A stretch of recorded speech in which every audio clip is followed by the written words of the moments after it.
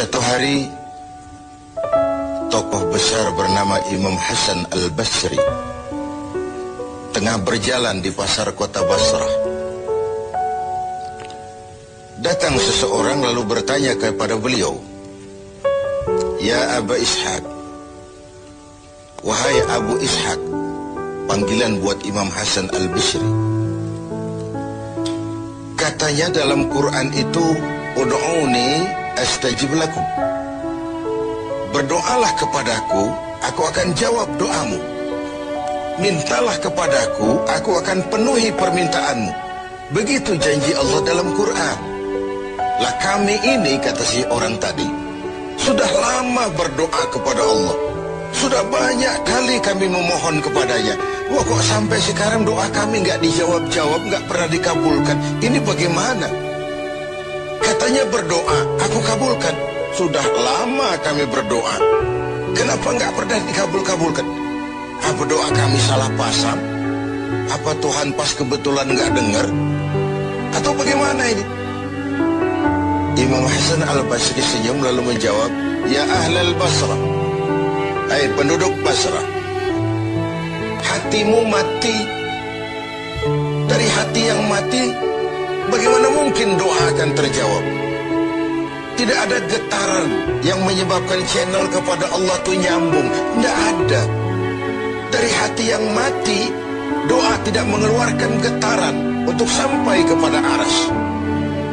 Hatimu mati, maka doamu tidak dikabulkan." Kita renungkanlah jawaban ini. Sederhana, doa tidak didengar Tuhan. Permohonan tidak dikabulkan olehnya. Tapi kalau kita mau menukik kepada renungan yang lebih jauh, kemalangan apa yang lebih besar selain daripada kalau Allah sudah berpaling kepada kita dalam hidup ini? Permohonan tidak didengar, doa tidak dikabulkan, Allah sudah masa bodoh dengan kita. Kemana lagi langit tempat kita bernaung? Kemana lagi bumi tempat kita berpijak? Kalau Allah sudah berpaling dalam hidup ini kepada kita, itulah kemalangan yang paling besar dalam hidup ini. Sementara kita berleha-leha, menurut kita kemalangan itu kehilangan jabatan, kemalangan itu kehilangan harta benda, kemalangan itu adalah kehilangan orang yang kita sayangi. Allah berpaling dalam hidup kita, tidak pernah kita melakukan evaluasi. Nah, apa yang menyebabkan hati itu jadi mati? Sehingga tidak ada getaran yang nyambung ke aras, yang mengakibatkan Tuhan berpaling dari kita. Doa tidak lagi didengar, permohonan tidak lagi dikabulkan. Ada beberapa hal yang menyebabkan hati jadi mati, sehingga doa tidak terangkat.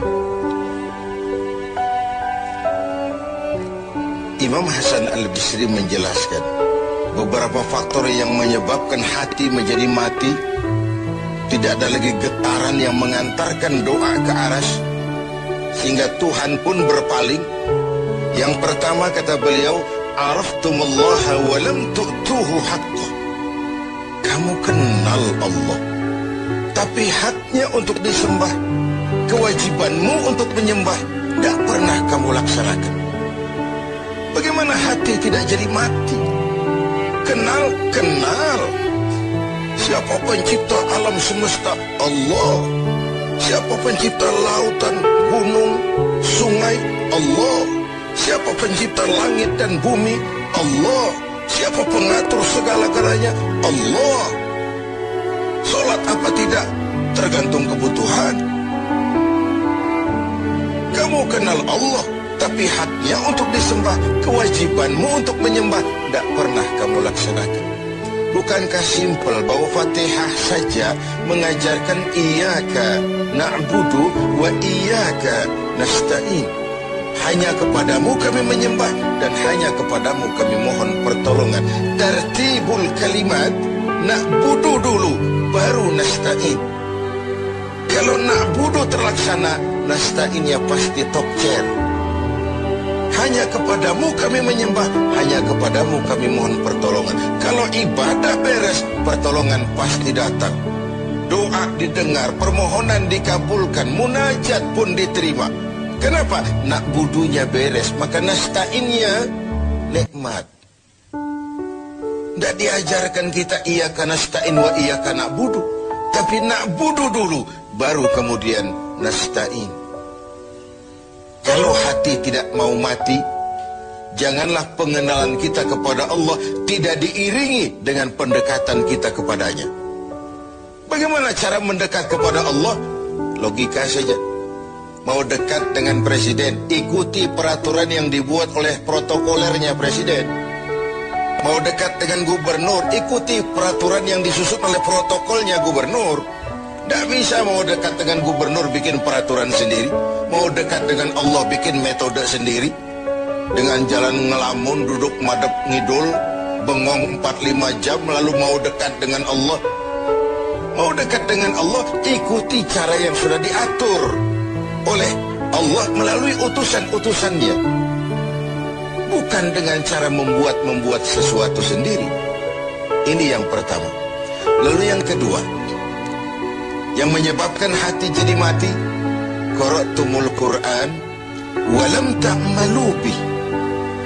Kamu baca Al-Quran, kamu dengungkan Al-Quran, kamu sanjung Al-Quran, walam ta'malu bih, tapi isinya, ajarannya tidak pernah kamu laksanakan.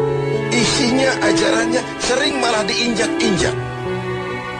Bukankah kita hidup di satu zaman di mana tuntunan sudah menjadi tontonan, dan tontonan sering dianggap sebagai tuntunan? Bukankah kita hidup di satu masa di mana orang yang jujur dikhianati dan pengkhianat malah diberikan amanah? Bukankah zaman ini sudah terjadi pergeseran nilai yang sedemikian rupa? Kita baca Al-Quran, kita musabakohkan pula bacaan